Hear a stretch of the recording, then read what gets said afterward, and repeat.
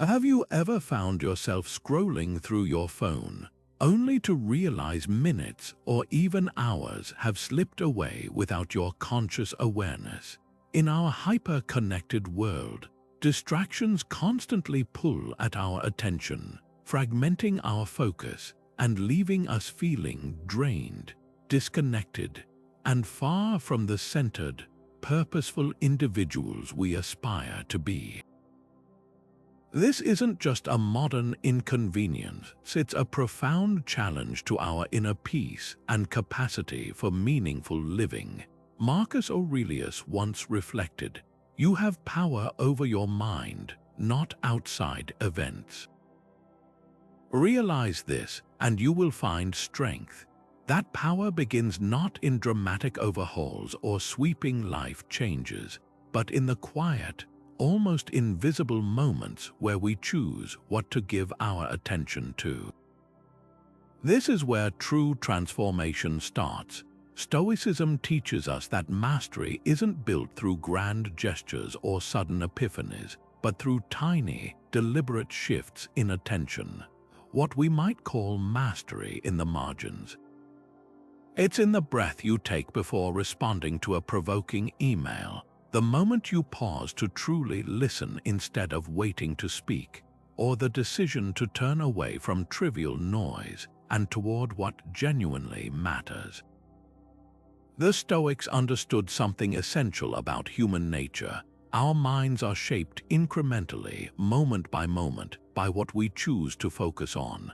By learning to direct our attention with intention, we cultivate presence, discipline, and resilience, the very foundations of a focused and meaningful life.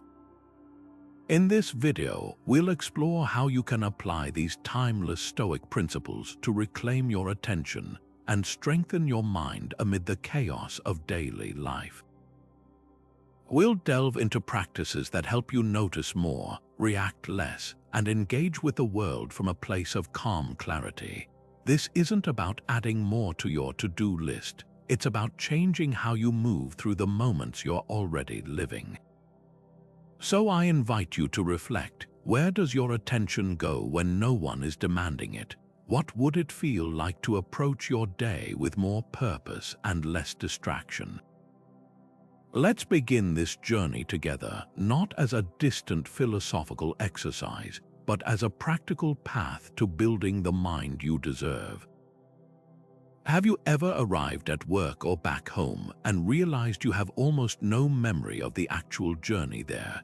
It's as if your body was on autopilot while your mind was somewhere else entirely, lost in a replay of yesterday's conversation or a rehearsal for tomorrow's meeting. This state of automatic, unconscious living is precisely what the Stoics sought to dismantle. They understood that a life unexamined is a life half-lived, and the first step toward reclaiming it is through the simple yet profound art of noticing. The philosopher Epictetus, a former slave who became one of Stoicism's most influential teachers, placed immense importance on this practice. He taught, "First say to yourself what you would be, and then do what you have to do." But that crucial first step, defining who you want to be, requires you to first see who you are right now, in this very moment. It demands that you become a gentle observer of your own mind. Stoic mindfulness isn't about emptying your thoughts or achieving a state of eternal calm. It's about consciously directing the spotlight of your attention to what truly matters. Epictetus called our initial perceptions and reactions impressions. He advised that we should never accept an impression without first subjecting it to rigorous examination. Before we react with anger, frustration, or anxiety, we are to pause and ask, is this impression accurate? Is it within my control? Is my proposed response virtuous? This tiny gap between the impression and our assent to it is where our freedom lies. It's the margin where we build a tightened mind. Consider two different ways to start a day. One begins with a jarring alarm immediately silenced, followed by a frantic scroll through emails and social media notifications. the mind is instantly flooded with external demands and comparisons, setting a tone of reactive anxiety that often lasts for hours. Now contrast that with a morning rooted in intentional awareness. The alarm rings, but instead of reaching for the phone, you take one conscious breath. You notice the weight of the blanket, the light filtering through the window, the simple fact of being awake and alive. You might even recall the words of Marcus Aurelius written to himself at dawn. When you arise in the morning, think of what a precious privilege it is to be alive, to breathe, to think, to enjoy, to love. This isn't about adding more tasks to your routine. It's about changing the quality of your attention within the routine you already have. The power of this practice accumulates not in one grand gesture, but in hundreds of tiny, almost invisible moments throughout your day. It's noticing the tension in your shoulders during a stressful work call and consciously relaxing them. It's tasting the first sip of your coffee instead of gulping it down while distracted. It's truly listening to a loved one with your full attention rather than just waiting for your turn to speak. Each time you gently guide your focus back from distraction to the present, you are performing a repetition for your mind, strengthening your capacity for focus and calm. So I invite you to try this now. Cast your mind over your own day and identify just one routine moment, perhaps your commute, your lunch break, or the process of making your morning coffee. For that single moment today, make a pact with yourself to be fully there. Notice the sensations, the sounds, the simple actions. Don't judge it or try to change it, just observe it with gentle curiosity. This is the foundational practice, the first tiny shift in attention that begins to build an unshakable mind. Marcus Aurelius, the philosopher-emperor, often wrote about the importance of guarding what he called your inner citadel. He envisioned the mind as a fortified place, a sanctuary of reason and peace that should be protected from the constant siege of external events. This isn't about building walls to hide from the world, but about establishing strong mental boundaries so that you can engage with life from a place of strength, not reactivity. Your inner citadel is your center of command, the place from which you consciously choose what to let in and what to keep out. In our modern context, this ancient metaphor has never been more relevant. We live in an age of unprecedented access to information and communication, but this constant connectivity comes at a cost. Every ping, notification, and alert is a potential breach in your walls, a tiny distraction that fragments your focus and scatters your mental energy. The Stoic practice is to become the vigilant guardian of your own gates. Seneca offered powerful advice on this very matter, urging us to be highly selective about what we allow to occupy our precious attention. He wrote, "We must give up many things to which we are addicted, considering them to be good things. Otherwise, courage will vanish, which should continually be testing itself." That great soul, the sure and unconquered soul, takes away from itself all that seems burdensome and never ceases to lighten its load. The trivial pursuits he warns us of aren't just time wasters. They are active burdens that weigh down the soul and erode our capacity for deep, meaningful thought. Think about the automatic, almost compulsive habit of checking your phone for notifications. Each time you do it, you are voluntarily handing over the keys to your inner citadel. You are allowing an external device to dictate your focus, pulling you away from your work, your conversation, or even your own quiet reflection.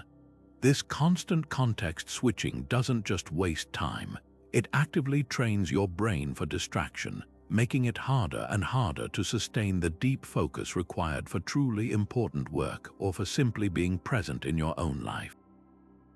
The goal of guarding your inner citadel is to reclaim that sovereignty over your attention. It's about recognizing that your focus is a finite and incredibly valuable resource, and that you have the power and the responsibility to decide where it goes. This might look like turning off non-essential notifications on your devices, creating designated times to check email instead of leaving it open all day, or simply making a conscious rule not to reach for your phone during moments of transition, like waiting in line or sitting down for a meal. Each time you resist that pull, you are reinforcing the walls of your mind. You are strengthening your ability to choose focus over fragmentation, and in doing so, you are preserving your inner peace from the endless siege of trivial demands.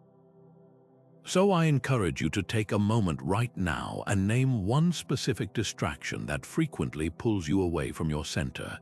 It could be a particular app, the habit of multitasking, or even a certain type of news consumption. Today, make a conscious commitment to limit that one thing. See what happens when you actively guard the gates of your own mind.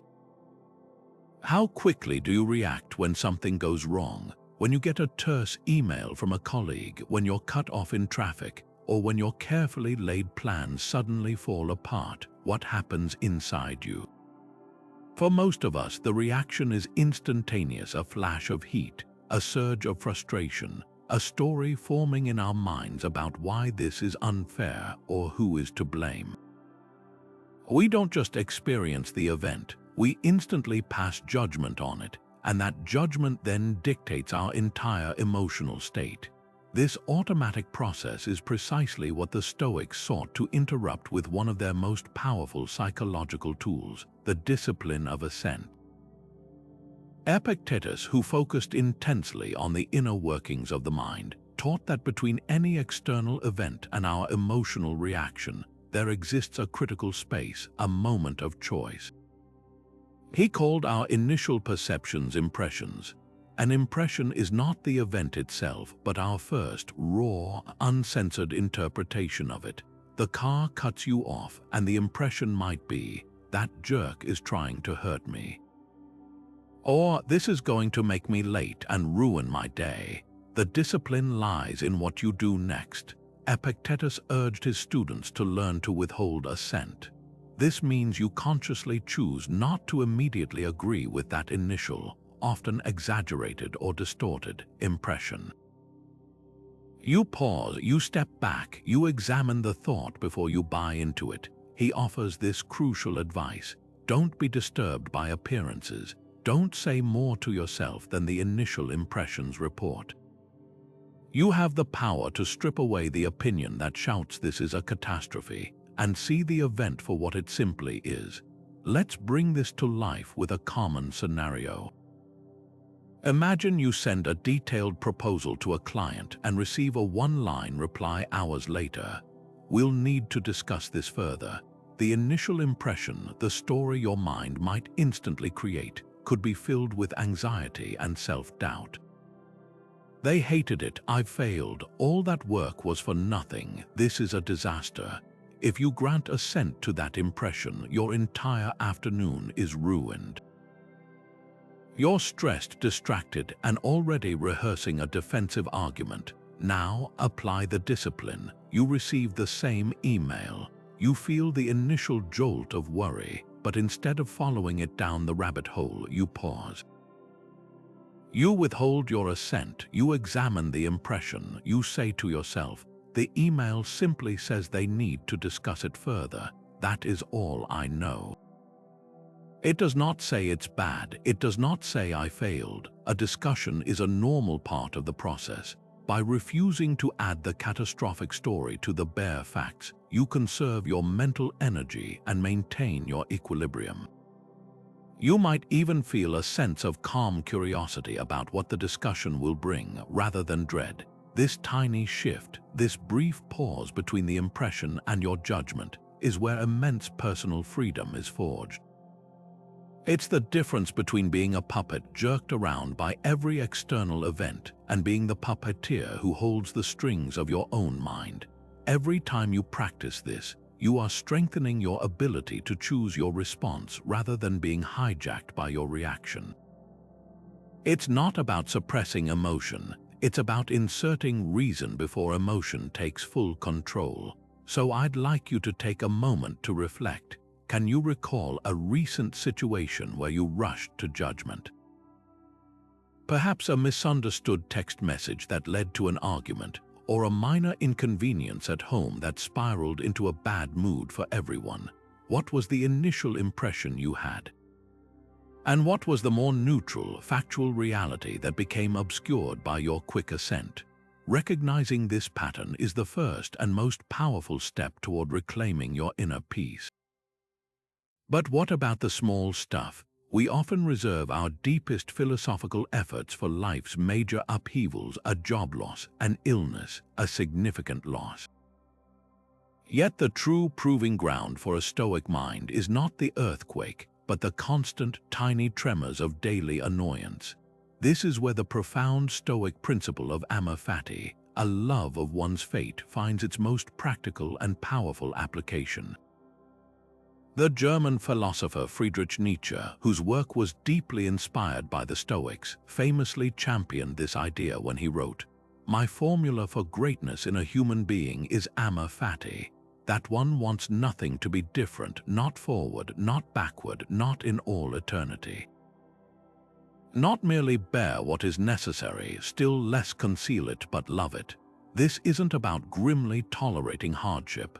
It's about actively embracing every single part of your life, especially the frustrating, inconvenient, and unexpected moments, because they are the very raw material you need to build resilience and focus." We mistakenly believe that our character is forged in the rare, dramatic events, but it is actually sculpted in the countless minor moments of friction. Every time you encounter a small setback, a spilled coffee, a traffic jam, a cancelled meeting, a slow internet connection, you are presented with a choice. You can fight against reality, clenching your fists and gritting your teeth in frustration, wishing things were different. In doing so, you expend immense mental energy on something you cannot change, leaving you drained and distracted from what you can control. Or you can choose to embrace it. You can practice Amor Fati right there in the driver's seat or at the kitchen counter. This shift transforms an obstacle from a thief of your peace into its provider. Imagine your commute home is unexpectedly doubled in length due to road construction. The initial reaction might be a surge of irritation, mentally cataloging all the things you're now going to be late for, the evening that's been ruined. This reaction fragments your attention, tying it to a problem you cannot solve. Now apply Amor Fati. You take a deep breath and accept that this delay is now your reality. Instead of fighting it, you ask, how can I love this? What gift is hidden within this inconvenience? Perhaps it's the gift of unexpected solitude, 20 minutes of uninterrupted quiet you wouldn't have otherwise granted yourself. You could listen to an inspiring podcast, enjoy an album you love, or simply use the time for quiet reflection, observing your thoughts without the usual rush. That delayed commute is no longer a problem. It's a workshop for your mind. Similarly, a missed opportunity, like not getting the table at the restaurant you wanted, can be reframed as the gift of a new discovery or a quieter, more meaningful conversation somewhere else. This practice does something remarkable. It trains your attention to seek the opportunity in every situation, making you incredibly adaptable and mentally tough. When you stop seeing small annoyances as interruptions to your life and start seeing them as your life, the very curriculum you need to practice virtue, you disarm them of their power to distract and disturb you. Your focus becomes unshakable because it is no longer dependent on external circumstances going perfectly according to plan. You begin to understand that the perfect, frictionless day is not the goal. A day filled with opportunities to practice acceptance and find creative engagement is far richer. So here is a challenge for you. Think of one minor annoyance you experienced today. It could be as simple as a long line at the grocery store, a noisy neighbor, or a software glitch. For just a moment, try to reframe it. Don't just tolerate it. Look for the tiny gift within it. Maybe the long line was a chance to practice patience. The noisy neighbor, a reminder to strengthen your inner citadel. The glitch, a prompt to step away from the screen and take a breath. See if you can find a way, however small, to not just bear it but to love your fate. How often do you actually pause to consider the small frustrations that might await you in your day? We tend to reserve our worry for the big, catastrophic events, yet it's the accumulation of minor irritations. The printer jamming right before a meeting, the kids spilling juice as you're rushing out the door, a last-minute request from your boss that often derail our focus and shatter our peace. The Stoics had a powerful antidote for this, a mental exercise designed not to breed pessimism but to cultivate unshakable preparedness. They called it premeditatio malorum, the premeditation of evils. This practice is less about expecting the worst and more about inoculating the mind against surprise, ensuring that when distractions and difficulties arise, they find you ready, focused, and resilient. Seneca, a master of navigating the turbulent waters of Roman politics, was a strong proponent of this technique. He advised, we should project our thoughts ahead of us at every turn and have in mind every possible eventuality instead of only the usual course of events. Rehearse them in your mind: exile, torture, war, shipwreck. Now, his examples sound extreme to our modern ears, but the underlying principle is timeless. By mentally rehearsing potential challenges, we strip them of their emotional power.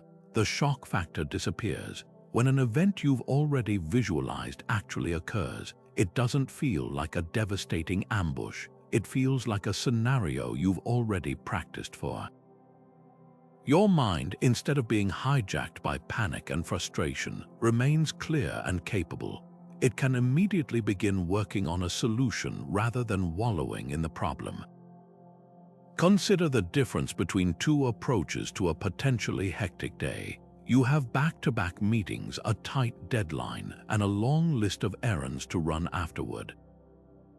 One way is to simply hope for the best. You charge into the day with a positive attitude but no real plan for when things inevitably go off the rails. So when your first meeting runs 10 minutes over, your entire schedule is thrown into chaos. You feel your blood pressure rise. You become short-tempered with colleagues. You rush through your work, making mistakes. The entire day becomes a stressful blur of reactivity. Now apply premeditatio malorum. The night before or in the quiet of the morning, you take just a few minutes to sit with your schedule. You consciously visualize the potential hiccups. You think, what if my first meeting runs long? I'll have to politely excuse myself at the agreed-upon end time to protect my next commitment. Or what if my computer crashes? I know where my backups are and can quickly switch to another machine. What if traffic is terrible after work? I can use that time to listen to an audiobook or make a hands-free call to a friend, transforming wasted time into connection or learning. By doing this, you are not inviting disaster. You are drafting a mental battle plan. You are sharpening your focus on what you can control, your responses. When a visualized challenge then occurs, there's no surge of adrenaline or anger. There's a calm recognition. This is that thing I thought might happen. Your response is immediate, measured, and effective. Your focus remains on navigating the situation, not on complaining about its existence. This practice builds a profound sense of confidence because you know that no matter what the day throws at you, you've already looked it in the eye and are prepared to handle it. The goal is to move through your day not with a naive hope that everything will be easy, but with the quiet assurance that you can handle it even when it's not. So here is a simple but profound prompt for you to try. Before you go to sleep tonight or during your first quiet moment tomorrow morning, take just 2 minutes to mentally rehearse your day. Don't just run through your to-do list. Actively consider the potential distractions and frustrations. Visualize your commute, your work tasks, your interactions. Where might things get snagged? How will you respond with clarity and purpose? By doing this, you are not dwelling on negativity. You are performing a set of mental reps that will strengthen your focus and preserve your peace, turning potential distractions into demonstrations of your own preparedness. Our modern world is engineered for comfort, and while that might sound like a luxury, it often comes with a hidden cost, a soft and mentally lazy mind. We gravitate toward the path of least resistance, the temperature-controlled environment, the instant gratification, the familiar and the easy. But the Stoics understood that a life devoid of any friction is a life where our inner strength atrophies. They believed that to truly appreciate our capacity for focus and to reinforce our sense of control, we must occasionally and willingly step outside our comfort zones. This isn't about seeking out misery or engaging in extreme asceticism. It's about the deliberate and strategic practice of voluntary discomfort to remind ourselves that we are tougher than our circumstances. The Roman Stoic teacher Musonius Rufus spoke directly to this, arguing that endurance is not just for grand crises but for daily training. He said, "How can a person become tough if they seek only a life of softness and comfort? For just as an athlete must build their body through constant and difficult training, so too must the one who would have a virtuous mind train it with hardships."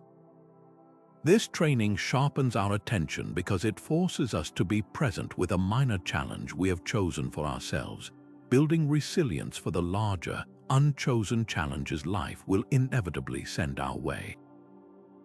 Think of it as taking your mind to the gym. You wouldn't expect to run a marathon without logging miles in training. Similarly, you can't expect to handle a significant life setback with grace and focus if you have never practiced dealing with even the smallest of inconveniences. Each small act of voluntary discomfort is a repetition that strengthens your mental fortitude. It reaffirms your agency, proving to yourself that you are in command of your choices and not a slave to your impulses or your desire for ease. This practice directly builds the Titan mind by reinforcing that your peace and power come from within, not from your external conditions being perfectly arranged. A mind that knows it can handle a cold shower or a missed meal is a mind that will not be easily shaken by a critical comment or a professional rejection. Consider a practical example that might feel familiar. It's a chilly morning, and the thought of a warm, soothing shower is incredibly appealing. But today, you make a different choice. For the final 30 seconds, you turn the dial to cold. The initial shock is intense, your body gasps, your mind screams in protest, urging you to leap back to safety. But you stay, you focus on your breath, you observe the sensation without judgment, and you consciously choose to endure it. In that 30 seconds, you are doing far more than just getting clean. You are practicing the discipline of assent, refusing to agree with the initial impression that this is unbearable. You are guarding your inner citadel against the assault of physical discomfort. You are demonstrating to yourself in a tangible way that you have power over your mind's reactions. Another example might be feeling a slight pang of hunger mid-afternoon, and instead of immediately reaching for a snack, simply noticing the sensation. You observe it without fear or anxiety, understanding that it is a temporary feeling and that you have the capacity to wait. This tiny act of self-denial isn't about dieting. It's about proving to yourself that you are not ruled by every passing urge. It's a small victory for your executive function, strengthening your ability to direct your attention where you want it to go, rather than where your impulses try to drag it. The goal is never to make yourself suffer unnecessarily, but to intentionally create small, manageable challenges that remind you of your own resilience. Each time you choose the harder path, taking the stairs, walking in slightly inclement weather without complaint, turning off the entertainment to sit in quiet reflection for a few minutes, you are depositing a small amount of strength into your psychological bank account. You are building a reserve of confidence that comes from knowing through direct experience that you can handle difficulty. This makes you less fragile, less easily distracted by minor annoyances, and more capable of sustained focus on what truly matters. So I extend a challenge to you today. Identify one small, voluntary discomfort you can incorporate. It doesn't need to be dramatic. Perhaps it's drinking your coffee black instead of with sugar, leaving your phone behind during a short walk, or doing a household chore you've been putting off. Choose one thing, do it with full awareness, and pay attention to the subtle feeling of empowerment that follows the quiet knowledge that you are actively building a stronger, more focused mind. It's easy to get so caught up in the daily grind that we lose sight of what truly gives our life weight and meaning. We treat our time as an infinite resource, postponing what matters for a tomorrow we are not guaranteed. The Stoics had a powerful and sobering practice designed to shatter this illusion and bring our attention back into sharp, vivid focus. They called it Memento Mori, a Latin phrase that translates to "remember you must die." Far from being a morbid fixation, this was a practical tool for prioritizing the essential and infusing even the most trivial moments with a sense of profound meaning and urgency. An awareness of our own impermanence acts like a filter, instantly separating the precious from the pointless. It asks a simple but life-altering question. If your time is severely limited, what will you choose to pay attention to? Marcus Aurelius, who ruled an empire while constantly reflecting on his own mortality, wrote in his private journal, "You could leave life right now.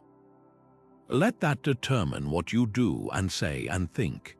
This wasn't a threat, it was the ultimate clarifier. He used the thought of death not to paralyze himself with fear, but to energize himself with purpose. The Stoics understood that remembering our end is the surest way to begin living properly. It grounds us in the present, pulling our attention away from anxieties about the future or regrets about the past and placing it squarely on the only moment we ever truly have, right now. This practice transforms our relationship with the inevitable interruptions and frustrations of life.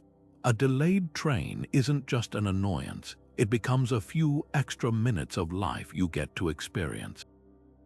A difficult conversation isn't just a conflict to be avoided. It's an opportunity to express love or seek understanding while you still can. Consider how differently you might move through a day if you held this awareness lightly in your mind. The argument that starts over something trivial, a mess left in the kitchen, a thoughtless comment, loses its power to escalate when you remember that this interaction is not infinite. You have a finite number of conversations left with the people you love. Would you really choose to spend one of them being right about whose turn it was to take out the trash? The project at work that feels overwhelmingly stressful is put into perspective. It is a task, not your entire life's purpose. This awareness doesn't make you less effective. It makes you more focused because you direct your energy only to what truly merits it, releasing the rest. Even positive interruptions, like a child asking you to play when you're in the middle of an important task, become gifts instead of distractions. You see the request not as an obstacle to your productivity, but as a vital invitation to be present for a moment of joy and connection that will never come again in exactly the same way. This is the ultimate shift in attention that Memento Mori offers. It takes the background noise of life and silences it, allowing the signal of what matters to come through with crystal clarity. The petty grievances, the desire for approval, the fear of missing out, all of it falls away when held against the stark truth of your own finite existence. What remains is a deep and urgent desire to live virtuously, to love fully, to create something meaningful, and to appreciate the astonishing miracle of being alive at all. So I want to leave you with a prompt, not as a summer exercise, but as an invigorating one. If you knew with absolute certainty that today was the last day of your life, how would you choose to spend it? Not in some grand, dramatic gesture, but in the small moments. Who would you call? What would you say? What trivial worry would you immediately let go of? And most importantly, what is stopping you from infusing just a little bit of that clarity and intention into the day you are actually living right now? And just as we prepare our minds for the day ahead, we can also learn from the day that has passed by ending it with a moment of purposeful reflection. The ancient Stoics understood that growth isn't just about planning for the future, it's also about learning from the immediate past. This is where the profound practice of the evening review comes in, a simple yet transformative habit of looking back over your day without harsh judgment, but with the gentle curiosity of a scientist studying their own behavior. The goal isn't to berate yourself for your mistakes, but to calmly observe where your attention flowed freely toward your goals and where it was pulled off course, reinforcing your learning and solidifying your progress. Seneca, one of the most eloquent advocates for this practice, would famously engage in this self-examination each night. He wrote, "When the light has been removed and my wife has fallen silent, aware of this habit that's now mine, I examine my entire day and go back over what I've done and said. I hide nothing from myself, I pass nothing by." This wasn't an exercise in self-criticism. It was an act of rigorous, honest friendship with oneself. Imagine for a moment closing your laptop or putting your phone away for the night. Instead of immediately filling the space with more stimulation, you take just 2 minutes to sit quietly and review the landscape of your day. You might ask yourself 2 simple Stoic questions. Where did I manage my attention well today? And where did I allow it to be scattered? The key is to approach this with detached observation, not emotional drama. For instance, perhaps you successfully caught yourself before sending a reactive email during a stressful moment at work. You paused, applied the discipline of Assent, and crafted a measured response. That is a victory worth noting, a successful repetition in building your inner citadel.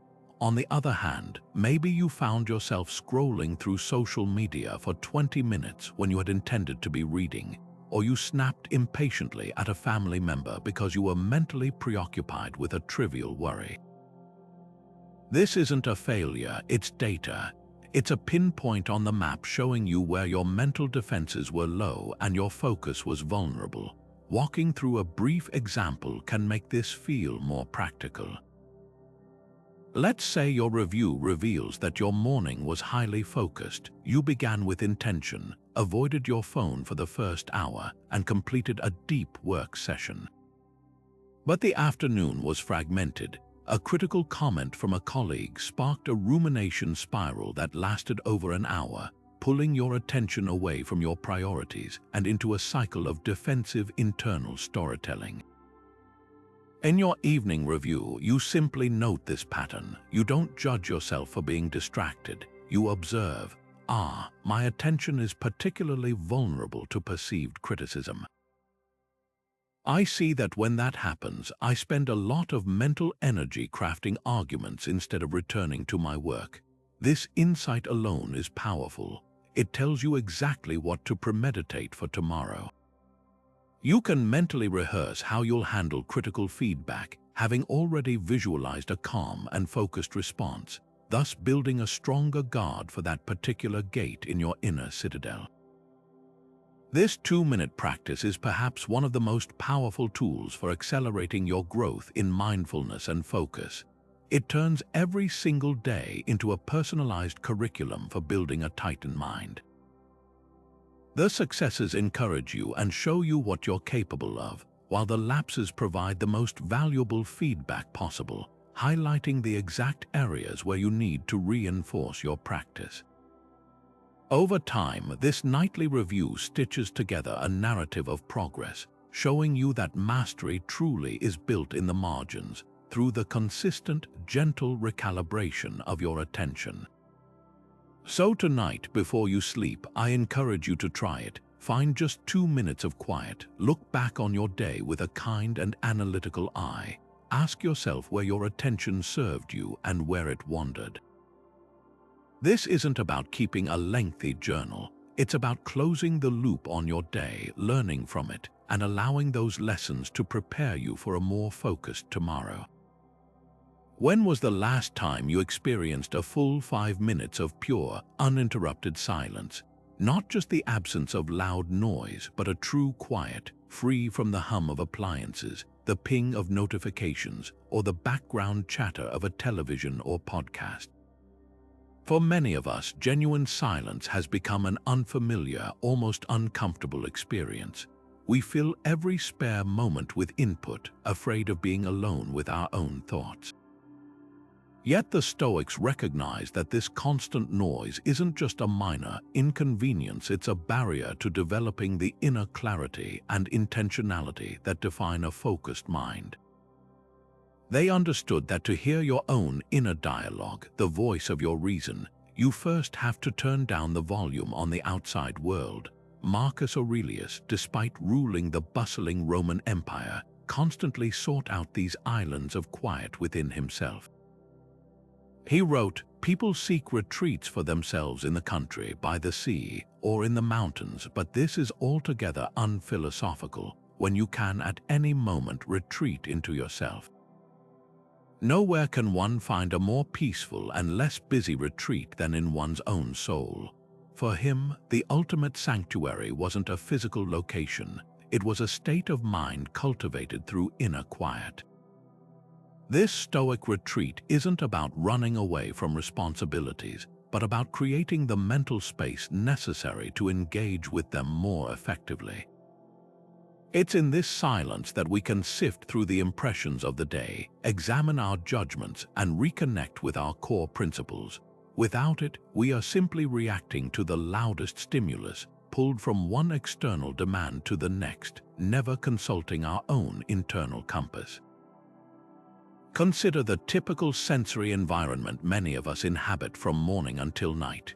You might wake up to a blaring alarm, immediately check a phone buzzing with updates, listen to news or music during your commute, work in an open-plan office or with multiple browser tabs open, and then spend your evening with a television show or more scrolling. The input is relentless. Your attention is a resource constantly being claimed by outside forces. Now contrast that with the deliberate cultivation of silence. This doesn't require a remote cabin in the woods. It can be as simple as turning off the radio during your drive and just being with your thoughts. It could be sitting on a park bench for 5 minutes during your lunch break, not to check your phone, but to simply observe the world around you without an internal commentary. It might be the radical act of doing the dishes or folding laundry in complete quiet, without a podcast or video playing in the background. In these moments of chosen silence, something remarkable begins to happen. The frantic chatter of the mind starts to settle. The compulsion to constantly do something gives way to the simple experience of being. This is where your inner dialogue, the reasoned, purposeful conversation you have with yourself, can finally be heard. It's in this space that you can ask yourself the important Stoic questions. Did I live in accordance with my values today? What am I truly in control of?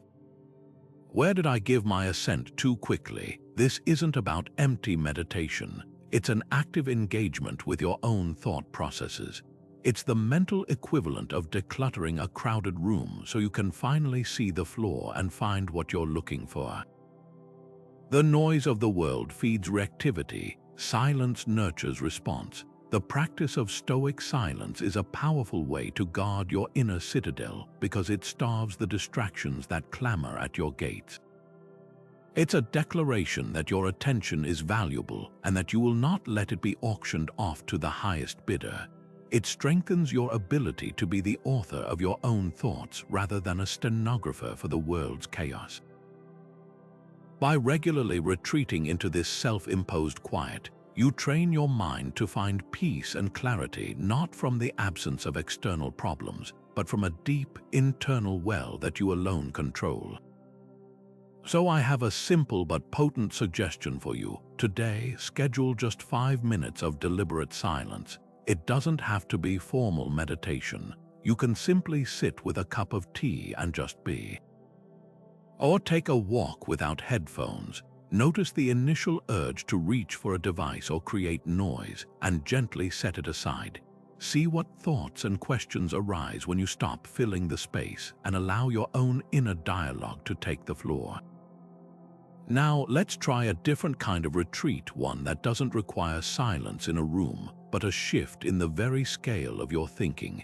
I want you to take a moment and picture your entire day, not from within the hectic flow of it, but from a vantage point far above. Imagine you're seeing it from the window of a spacecraft looking down at the Earth. From there, the continents are vast patterns, the oceans shimmering expanses of blue.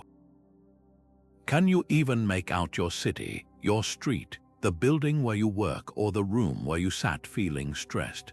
This act of mental zooming out is a classic Stoic technique known as the view from above, and it is one of the most powerful tools for instantly dissolving the power of trivial worries and restoring a sense of profound perspective. The goal of this exercise isn't to make your problems feel insignificant in a belittling way, but to recontextualize them within the grand, awe-inspiring scheme of existence. When we are mired in a stressful situation, our focus narrows like a spotlight, illuminating that single problem until it seems to fill our entire world. We lose sight of everything else. The view from above widens that beam, flooding the stage with light and showing us that the problem is just one small prop in an immense and breathtaking production. Marcus Aurelius was a master of this. He would constantly remind himself of the scale of the cosmos to soothe his own earthly anxieties. He wrote in his meditations, "Keep in mind how fast things pass by and are gone, those that are now and those to come." Existence flows past us like a river, the infinite behind and the infinite ahead. He reflected on the countless generations that had come before him, each with their own loves, losses, and triumphs, now all returned to the earth. And he considered the vastness of space, understanding that his own struggles, and even the great Roman Empire he commanded, were but a fleeting speck in the universe. Let's apply this directly to a modern source of overwhelm. Imagine you're facing a stressful work dilemma. Perhaps a project is behind schedule, a client is unhappy, or you've received some harsh criticism. In the moment, it feels all-consuming. Your heart races, your mind spirals with catastrophic predictions, and it feels like your entire professional reputation is on the line. This is when you activate the view from above. You close your eyes for just 30 seconds and you consciously pull the camera back. You see yourself in your office or at your desk. Then you see your building, then your city from above, then your country, the continent, the whole beautiful, spinning blue marble of Earth hanging in the black void of space. You consider the sheer scale of human history, the billions of people who have lived and died, each with their own version of a critical project. You think ahead 100 years, 1,000 years. In that vast expanse of time and space, how much will this specific problem truly matter? This doesn't magically solve the project issue, but it does something far more important. It solves your panic about it. It drains the situation of its emotional toxicity and returns you to a state of calm clarity. The problem hasn't vanished, it's just been returned to its proper size. From this calmer, more expansive headspace, you can now address the issue not as a life or death crisis, but as a manageable challenge. Your thinking becomes more creative, your solutions more measured. You are no longer fighting for your life. You are simply solving a problem at work, one of countless such problems that will arise and be resolved throughout your career. The view from above is the ultimate antidote to self-importance and anxiety because it reconnects you with reality, the true, cosmic reality of your place in the universe. It's a humbling practice, but also an incredibly freeing one. It reminds you that while your actions are important and your virtue matters, the weight of the world does not rest on your shoulders alone or on the outcome of any single day. So the next time you feel that familiar tightness in your chest, that sense of being overwhelmed by a situation, I challenge you to try it. Before you react, just pause. Close your eyes if you can, and take yourself on that mental journey from the confines of your worry to the limitless expanse of the cosmos, and see how different the problem looks when you return. How many of the things you do today will be done without a single conscious thought? From the moment you wake up, you're engaged in a constant stream of actions, hitting the snooze button, scrolling through your phone, making breakfast, commuting to work. But if you were to stop and ask yourself why you're doing any of these things, could you give a clear answer, or are you simply operating on autopilot, carried along by the momentum of habit and external expectation? The Stoics proposed a radical alternative to this mindless drift. They argued that every single action, no matter how small or mundane, is an opportunity to practice virtue and affirm your purpose. It's not the scale of the action that matters, but the quality of attention and intention you bring to it. A life well lived isn't defined by a few grand, heroic deeds, but by the sum of countless small acts performed with full awareness and ethical alignment. The philosopher Epictetus, who focused intensely on the application of philosophy to daily life, gave us a powerful standard to measure ourselves against. He advised, "In everything you do, even the smallest thing, remember the chain of events it is connected to. Otherwise, you will do it without energy and without purpose." But he went even further, challenging us to bring a profound sense of urgency and care to our most ordinary tasks. Practice even the things you despair of accomplishing. For the left hand, which is hardly ever needed for tasks requiring strength and dexterity, will hold the reins more firmly than the right if it practices. And perhaps most famously, he urged us to do everything as if it were the last thing you were doing in your life. This isn't a call to morbid seriousness, but an invitation to infuse every moment with a sense of complete engagement and reverence. When you approach any action as if it could be your final opportunity to do it, you instantly cut through the fog of distraction and bring the full force of your attention to bear. We can see this principle at work in the simplest of daily rituals. Consider the act of brushing your teeth. For most of us, this is a task performed on complete autopilot. Our body is going through the motions while our mind is already miles away, rehearsing a difficult conversation, worrying about a deadline, or mentally scrolling through a to-do list. The action itself is hollow, a mere placeholder in our routine. Now, imagine brushing your teeth with the intentionality Epictetus describes. You feel the coolness of the water, the texture of the bristles against your gums, the minty freshness of the paste. You are fully present for every movement, not because the task is inherently profound, but because your presence makes it profound.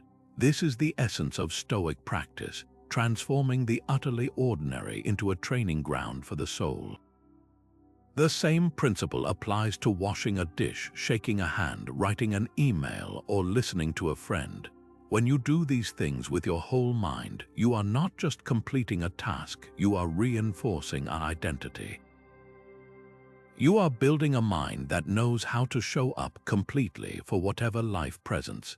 This shift from mindless reaction to mindful action is where we truly begin to build a Titan mind. It's the difference between being a passenger in your own life and taking the wheel. A mindless action reinforces neural pathways of distraction and disconnection. Each time you scroll aimlessly or rush through a meal without tasting it, you are subtly training your brain for fragmentation. But a mindful action, no matter how small, is a repetition for focus and integrity. It's a vote for the person you want to become, someone who acts with purpose, who chooses where to place their attention, and who understands that quality is not reserved for special occasions but is woven into the fabric of everyday existence. The goal is to close the gap between your actions and your values, to ensure that what you do is a true reflection of who you are and who you aspire to be, moment by moment by moment. So here is a direct challenge, a way to put this philosophy into immediate practice. Today, choose one routine task that you normally do on autopilot. It could be making your bed, drinking your morning coffee, walking to your car, or even tying your shoes. For that one action, I want you to commit to doing it with your full and complete attention. Silence any background noise, feel the sensations in your body, notice the details of the object you're interacting with, be there fully for the entire process. Don't rush to get it over with, simply experience it. This isn't about achieving a state of bliss, it's about reclaiming your agency over your own attention. It's a single, tiny shift that serves as a powerful reminder that you are always, in every moment, the one who chooses how to engage with your world. We live in an age of unprecedented sensory bombardment, where every moment presents a fresh wave of information vying for our attention. From the constant scroll of social media feeds to the 24/7 news cycle flashing alerts on our screens, our minds are under a relentless siege of external impressions. It can feel like we're standing in the middle of a hurricane, being pelted from all sides by data, opinions, and images, leaving us feeling frazzled and fragmented. The Stoics, living in a world that was certainly chaotic in its own right, understood this challenge on a fundamental level. They recognized that while we cannot control the sheer volume of impressions the world throws at us, we possess an innate and incredibly powerful ability: the freedom to choose which of those impressions we will engage with, and more importantly, how we will interpret them. This act of conscious filtering is not about hiding from reality, but about preserving our mental space and maintaining our equanimity amidst the chaos. The great Stoic teacher Epictetus, who began his life as a slave and thus understood powerlessness and external pressure intimately, gave us the core principle for managing this onslaught. He taught, what upsets people is not things themselves, but their judgments about these things. He would often remind his students that an impression, the initial sensory input, is just a piece of data. It is neutral until we assign it meaning. It is not the loud argument on the street that disturbs your peace, but your judgment that it is an intolerable intrusion. It is not the critical comment from a coworker that wounds you, but your judgment that their opinion defines your worth. This space between the external event and our internal judgment is the very ground upon which we build a titan mind. It is where we decide whether an impression will be a minor blip on our radar or a storm that consumes our entire day. Let's make this practical with a very modern example: the consumption of news. The day's headlines are a constant stream of impressions, many of them sensational, fear-based, or outrage-inducing. You open a news app and are immediately confronted with a headline designed to trigger a strong emotional response, perhaps about a political scandal, a distant conflict, or an impending economic worry. The automatic, unfiltered response is to click, to dive in, to consume the graphic details and the heated commentary. You grant this impression your full assent, allowing it to occupy valuable real estate in your mind. For the next hour, you feel anxious, angry, or helpless, your focus scattered and your peace disrupted. Now apply the Stoic filter. You see the same alarming headline. You acknowledge its existence, but before you click, you pause. You ask yourself the Stoic questions: is this event within my control? Does immersing myself in every grim detail serve any purpose other than to agitate me? Is this the best use of my precious attention right now? By consciously choosing to not engage or to seek out a more factual, less emotionally charged summary later, you are not being ignorant. You are being the guardian of your inner citadel. You are making a deliberate choice to preserve your mental energy for the things you can actually influence: your own work, your relationships, your local community. This practice extends far beyond the news to every corner of our lives. It applies to the gossip we overhear, the negative reviews we read about a project we're proud of, the curated highlight reels of other people's lives we see online that can spark feelings of inadequacy. Each of these is an external impression vying for our assent. The Stoic move is to see them for what they are: mere data points, often heavily distorted, and to consciously decide which ones are worthy of your deep engagement and which are not. You are not a passive receptacle for whatever the world decides to throw at you. You are an active, discerning editor of your own experience. Every time you choose to withhold your energy from a negative or trivial impression, you reinforce your mental boundaries and strengthen your capacity for focused, meaningful work. So I want to leave you with a simple but powerful prompt. Cast a critical eye over your own information diet. What is one specific source of negative or chaotic impressions that you consistently allow into your mental space? It might be a particular news channel, a social media account that fosters comparison, or even a habit of entertaining worry about things far outside your control. Identify that one source and make a conscious commitment this week to limit your exposure to it. See what happens to your focus and your peace when you become the strict editor of your own mind's content. Aristotle, the philosopher who heavily influenced the later Stoics, gave us a timeless piece of wisdom when he said that we are what we repeatedly do, and therefore excellence is not an act but a habit. This idea is absolutely foundational to building a Titan mind because it reveals a simple but profound truth. Your ability to focus is not a fixed trait you're born with, but a direct result of the countless small, daily choices you make about where to place your attention. Every time you choose to scroll through your phone during a spare moment, you are not just killing time, you are actively practicing distraction. You are strengthening the neural pathways that say, when you feel a moment of boredom or transition, seek external stimulation. Conversely, every time you choose to pause and take a conscious breath instead, you are practicing presence. You are reinforcing the pathways that say, this moment is enough, I can be here with my own thoughts. The Stoics took this concept of habituation and made it the core of their practical philosophy. They understood that virtue itself is not a single grand gesture, but a set of reliable habits of thinking and acting in accordance with reason. Seneca, who wrote extensively about the practical application of philosophy to daily life, emphasized the immense, almost gravitational pull of our routines. He observed, our habits have a power that is all their own. They gradually take over and soon become our masters. He wasn't speaking metaphorically. He was pointing to a neurological reality we now understand through modern science. Our brains are wired for efficiency, and they create deeply grooved pathways for repeated behaviors so we can perform them with less conscious effort.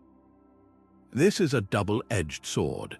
It allows us to tie our shoes or drive a car without dedicating our full focus, but it also means we can sleepwalk through large portions of our lives on autopilot, our attention dictated by habits we formed without any conscious intention. The Stoic project, then, is to become the intentional architect of these habits, to use this powerful force of repetition not as our master, but as our servant in building a mind of unwavering focus. Consider one of the most common modern habits, reaching for your phone the very instant you wake up. For many, this is the very first action of the day, often done before you're even fully conscious.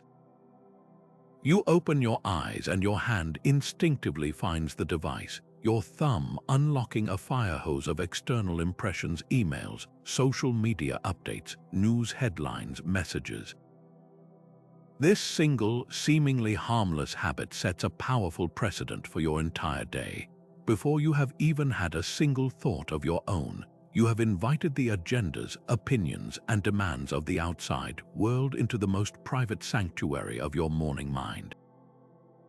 You are priming your brain for distraction, training it to seek validation and stimulation from external sources before it has even had a chance to connect with its own internal compass. The entire tone of the day becomes reactive and scattered, a constant battle to reclaim a focus that was surrendered before you got out of bed. Now, imagine replacing that habit with a different, more intentional one. Instead of reaching for the phone, you place it in another room overnight. When you wake up, you take 5 deep, conscious breaths. You might stretch, feel the weight of the covers, look out the window, or recall a line from Marcus Aurelius about beginning the day with purpose. This new habit, performed with the same consistency as the old one, sends a completely different message to your brain. It says, "The first moments of the day belong to me. My attention is precious and I will not give it away without choice." This small victory creates a ripple effect, building momentum for a day of more conscious choices. It strengthens your capacity to be the guardian of your inner citadel from the very start. The goal isn't to never check your phone, but to ensure that when you do, it is a conscious decision made from a place of centered strength, not a compulsive reaction driven by a habit you didn't choose. This is how mastery is built in the margins, not through one massive overhaul, but through the patient, consistent replacement of attention-scattering habits with attention-fortifying ones. So I invite you to look at your own daily routines with the eye of an architect. Identify just one small habit that you feel fragments your focus, perhaps that morning scroll, or checking notifications during every work break, or watching television while eating dinner. Choose one and for the next week, consciously replace it with a single, simple act that brings your attention back to the present moment. It doesn't need to be long or complicated. The power is in the consistent repetition of the new choice, slowly forging a new pathway that will, in time, shape a more focused and intentional mind. How much of your daily mental energy is spent wrestling with things that are simply not within your power to change? We fret over the weather, we agonize over another person's opinion of us, we rage against a traffic jam as if our frustration could magically clear the road ahead. This instinct to control our external environment is deeply human, but according to the Stoics, it is also the primary source of our anxiety, frustration, and fractured attention. They identified this fundamental misdirection of effort as the root of most unhappiness, and they offered a brilliantly simple yet profound tool to correct it: the dichotomy of control. This isn't just a philosophical concept, it's a practical filter for your daily experiences, a way to instantly sort your mental priorities and conserve your precious focus for where it can actually make a difference. The core of this idea comes to us from Epictetus, who began his renowned handbook, the Enchiridion, with this very principle. He wrote, "Some things are within our power, while others are not." Within our power are opinion, motivation, desire, aversion, and, in a word, whatever is of our own doing. Not within our power are our body, our property, our reputation, our office, and, in a word, whatever is not of our own doing. This is the essential Stoic divide. On one side of the line lies everything that is truly yours: your judgments, your values, your intentions, your efforts, and your actions. This is your exclusive domain, the inner citadel where your sovereignty is absolute. On the other side of the line lies everything else: the actions of other people, the past, the weather, the economy, traffic, whether you get the promotion, even the health of your own body. These are externals, and while you can influence them, you can never have ultimate control over their outcomes. The immense power of this practice comes from the mental energy it instantly liberates. Every time you find yourself stressed, angry, or anxious, you can pause and apply the filter. Ask yourself, is the source of my upset within my control or not? If it's not, if it's someone else's behavior or a delayed flight, then your frustration is not just pointless. It is an active leakage of your vitality. You are trying to use your willpower to change a brick wall, and all you get for your effort are bruised fists and exhaustion. The Stoic move is to recognize the wall for what it is, to accept its existence without complaint, and to immediately redirect all that saved energy toward what you can control, your own response to the wall. Will you sit down and lament your bad luck, or will you decide to walk around it, or appreciate the craftsmanship of the bricks, or use the time waiting to read a book? Let's take the classic example of being stuck in terrible traffic. The traffic itself, the behavior of other drivers, the timing of the lights, these are all firmly in the category of things you cannot control. The common, automatic response is to white-knuckle the steering wheel, mutter curses, check the clock incessantly, and arrive at your destination flustered, angry, and mentally drained. You have expended a tremendous amount of emotional energy on a situation you are powerless to change. Now apply the dichotomy. You recognize the traffic is an external. You cannot make it disappear, so you consciously release your grip on the need to control it. You take a deep breath and you ask the only productive question: what is within my control right now? You can control your breathing. You can control the music or podcast you listen to. You can control using this time to make a hands-free phone call to a loved one you've been meaning to catch up with. You can control your attitude, choosing to see this not as stolen time but as an unexpected pocket of solitude. By shifting your focus entirely to your sphere of control, you transform a frustrating ordeal into a neutral or even positive interlude. You conserve your mental energy for the things that matter, arriving centered and ready for whatever comes next. This practice is the ultimate antidote to wasted effort and distraction. It trains your attention to snap back like a rubber band to the only place where your effort is ever effective, your own choices and judgments. It is the mental equivalent of cleaning out a cluttered garage.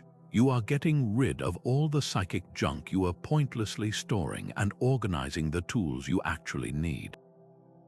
So I want to offer you a direct and practical prompt. Grab a piece of paper or open a note on your phone. I want you to make a list of just one thing, start small, that you consistently find yourself trying to control that is, by its nature, uncontrollable. Maybe it's your adult child's career choices, the mood of your partner when they come home from work, the outcome of a project proposal that's now in someone else's hands, or even the number of likes a social media post receives. Write it down, and then, next to it, write down one thing within your control that you can focus on instead. For instance, if you can't control your partner's mood, you can control offering a warm welcome.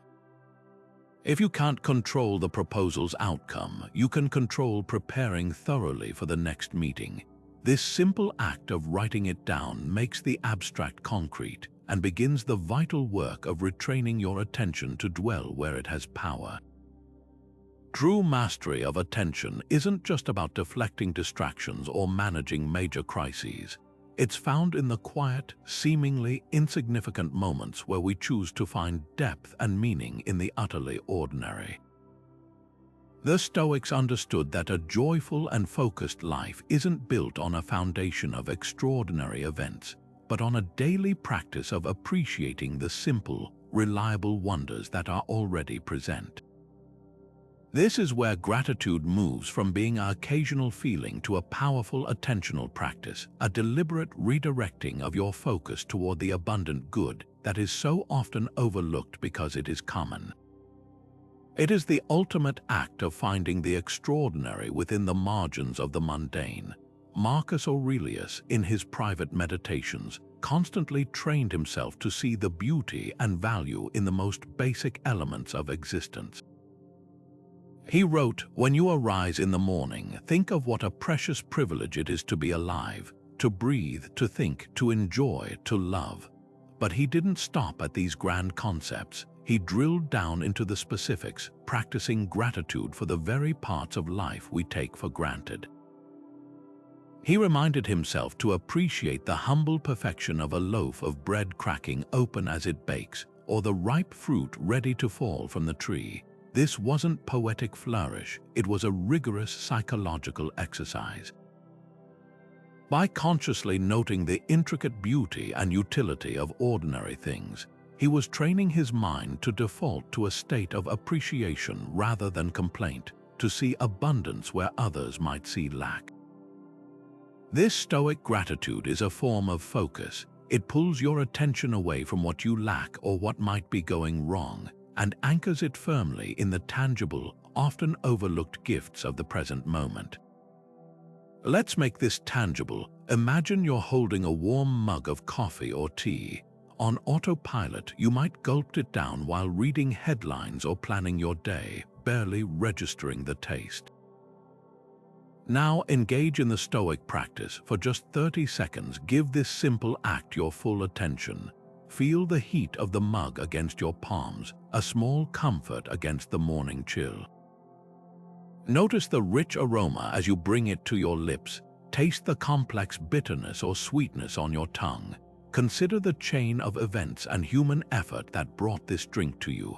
The farmers who grew the beans or leaves, the workers who transported them, the hands that prepared it. This warm beverage is no longer just caffeine delivery. It is a miniature marvel, a point of connection to the wider world, and a moment of sensory pleasure. You have, through a simple shift of attention, transformed a routine action into a rich experience. The same practice can be applied to a safe walk through your neighborhood. Instead of being lost in thought, you notice the feeling of your body moving, the rhythm of your breath, the colors of the leaves on the trees, the fact that you are free to walk these streets in peace. You are not just getting from point A to point B, you are participating in a minor miracle of safety, health, and freedom. This habitual gratitude does something remarkable to your mind. It acts as a bulwark against the relentless pull of wanting more, of believing that happiness exists in some future achievement or acquisition. It grounds you in the sufficiency of the present. A mind that is trained to constantly notice small things to be grateful for is a mind that is inherently less distracted, because it is content with what is, rather than perpetually anxious about what is not.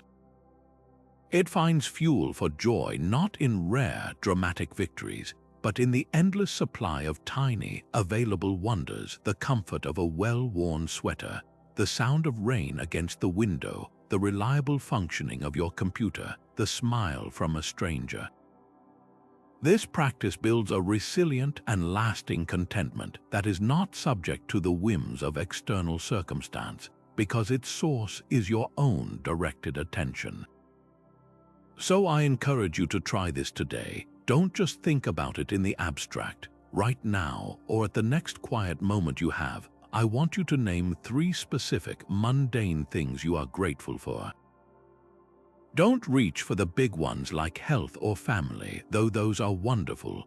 Go for the tiny, often invisible details, perhaps the way the sunlight is falling across the floor right now. The fact that you have clean water instantly available from a tap, the comfortable feeling of the chair supporting you. Say them to yourself, or even better, write them down. This tiny act is a direct repetition for your mind, strengthening its ability to seek out and dwell on the good, building a foundation of contentment that can support you through anything. In an age that celebrates multitasking and constant connectivity, the ability to immerse oneself in a single task for an extended period has become a rare and precious skill. We fracture our attention into a dozen different fragments, switching between browser tabs, notifications, and half-finished thoughts, mistaking this frantic busyness for genuine productivity. The Stoics, however, championed a radically different approach, the power of undivided, concentrated effort. They understood that true progress and mastery in any endeavor, whether philosophy, craft, or leadership, require periods of intense, uninterrupted focus. This Stoic single-mindedness is the ancient precursor to what modern psychology calls a state of flow, that deeply satisfying condition where time seems to disappear and you become fully absorbed in the challenge at hand. It is in these stretches of profound concentration that we produce our best work, solve our most complex problems, and experience a deep sense of purposeful engagement. Seneca, a man who managed a vast fortune, advised the emperor, and produced a staggering volume of profound writing, was acutely aware of the necessity of this focused state. He lamented the scattered mind, writing, "No activity can be successfully pursued by an individual who is preoccupied with many different things, since the mind, when its interests are divided, takes in nothing very deeply, but rejects everything that is, as it were, crammed into it." His solution was to advocate for a concentrated effort, advising that we spend our time in a systematic and thoughtful way, concentrating all our thoughts on whatever we are doing and not letting our minds wander to other things. For Seneca, this wasn't just a productivity hack, it was a moral imperative. To do something well with your whole mind and character was to act with virtue. To do it half-heartedly with a distracted and divided attention was to waste your potential and your precious time. We can see the stark difference between shallow and deep work in a simple, practical example. Imagine you need to write an important report. The shallow work approach involves having the document open while also keeping your email client active, responding to instant messages as they pop up, and intermittently checking news headlines. 2 hours later, you might feel exhausted from the constant context switching, but the report has barely advanced. It's a patchwork of disjointed thoughts written in a state of reactive distraction. You've been busy, but you haven't been productive. Now contrast that with a session of Stoic deep work. You silence your phone, close every application and browser tab unrelated to your task, and set a timer for a single, uninterrupted hour. For that entire period, your world shrinks to the boundaries of this one challenge. You wrestle with ideas, you find creative connections, and you push through mental resistance. When the timer rings, you have not only produced several pages of high-quality, coherent prose, but you also feel a sense of genuine accomplishment and mental clarity. The shallow work drained your energy. The deep work, while demanding, actually generated energy and momentum. This practice is a direct application of guarding your inner citadel. By creating these fortified periods of focus, you are actively defending your attention from the endless siege of external demands. You are making a powerful statement about what deserves your cognitive resources. The ability to concentrate deeply is a muscle that must be trained, and like any form of Stoic training, it starts small and builds over time. It requires the discipline to say no to the trivial many in order to say yes to the essential few. In a world designed to splinter your focus, choosing deep work is a revolutionary act of reclaiming your mental sovereignty and your capacity for meaningful creation. So I extend a concrete challenge to you. Tomorrow, identify one important task that would benefit from your undivided attention. It could be a work project, a creative pursuit, or even a dedicated period of study. Then deliberately block out one single hour on your calendar for this purpose. Treat this appointment with yourself as sacrosanct. Eliminate all potential distractions beforehand, and for that 1 hour, practice the Stoic art of single-mindedness. Immerse yourself completely in the task and observe the difference not only in the quality of your output, but in the quality of your engagement with your own mind. Think about the last time you said something in the heat of the moment that you immediately wished you could take back. That flash of anger, that sharp retort, that defensive comment, these are the hallmarks of a reaction, an instantaneous, unthinking reply to a stimulus that often leads directly to regret. Reactions are primal, emotional, and operate on a hair trigger. They are the default setting for a mind that has not been trained, a mind that is still a slave to its first impressions. The Stoics, however, drew a vital distinction between this kind of impulsive reaction and a truly principled response. They believed that the very essence of freedom and virtue lies in that critical, often minuscule, gap between the thing that happens to us and what we choose to do about it. It is in that space that we find our power to choose, to act with intention, and to align our behavior with our deepest values rather than our most fleeting emotions. This practice is about inserting a moment of sovereignty between the external event and your internal world. The philosopher Epictetus, who dedicated his life to teaching how to achieve mental freedom, offered a simple but profound instruction for mastering this space. He advised, don't be carried away by the vividness of the impression, but say, impression, wait for me a little. Let me see what you are and what you represent.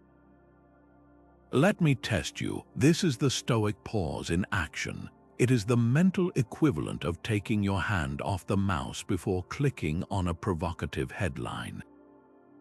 It is the conscious decision to not be swept away by the initial wave of feeling, but to instead become the observer of that feeling, to question its validity and its demand for immediate action. A reaction says, I am angry, so I will lash out. A response cultivated through this pause says, I feel the sensation of anger arising.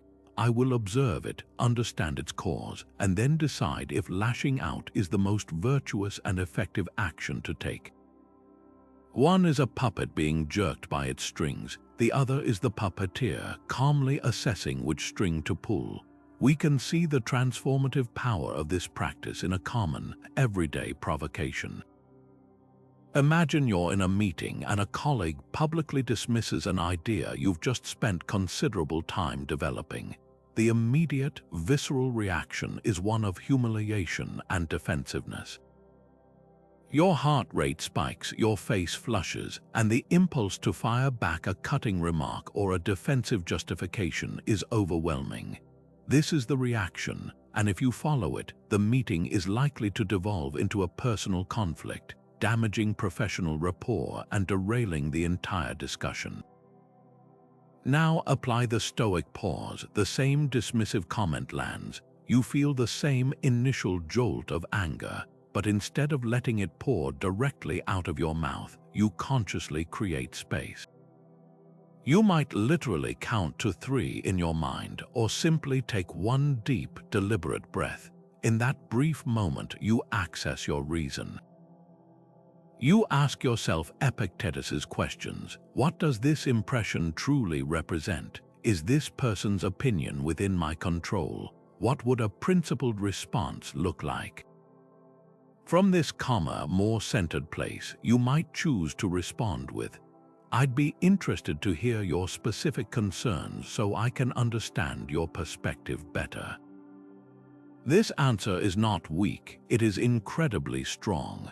It de-escalates the situation, demonstrates professionalism, and opens the door to constructive dialogue instead of destructive argument. The outcome is entirely different, all because of a 2-second pause. This tiny shift from reaction to response is where we build immense personal authority. It is the difference between being a leaf blown by the wind and being the tree that stands firm, its roots deep in the soil of its principles. Each time you successfully insert this pause, you are performing a repetition that strengthens your mental resilience and your commitment to acting with virtue, even under pressure. You are proving to yourself that you are not your emotions. You are the conscious mind that chooses how to express them. This isn't about becoming emotionless or passive. It is about ensuring that your emotions inform your actions rather than dictate them. It is about moving from a state of impulsivity to a state of intention, where your actions are a true reflection of who you aspire to be, not just a reflex of a momentary feeling. So the next time you feel that familiar surge of heat, that urge to immediately retaliate or defend, I challenge you to try it. Before you speak or act, create that space. Take one breath, count to 3. In that tiny margin, ask yourself what a response rooted in your principles, rather than your impulses, would look like. What tiny, almost invisible risks do you avoid each day simply because they pull you outside the warm confines of your comfort zone? We often think of courage as a grand, heroic quality reserved for life's major battles. The soldier in combat, the whistleblower confronting corruption, the patient facing a dire diagnosis.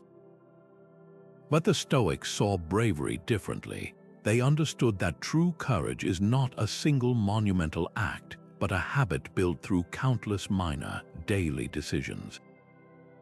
It is the cumulative practice of choosing to do what feels difficult but right, especially when no one is watching and the stakes are seemingly small. This is how a Titan mind is forged, not in one spectacular blaze of glory, but in the steady, quiet heat of everyday fortitude. The Roman philosopher Seneca, who navigated the treacherous political landscape of Nero's court, wrote extensively on the necessity of this practiced bravery.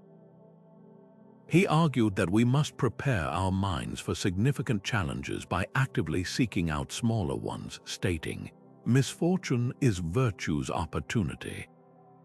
Those who have been in the embrace of luxury and have known only praise and applause are unable to withstand injury, fear, and humiliation. But those who have been hardened by daily difficulties and have conquered life's irritations become strong.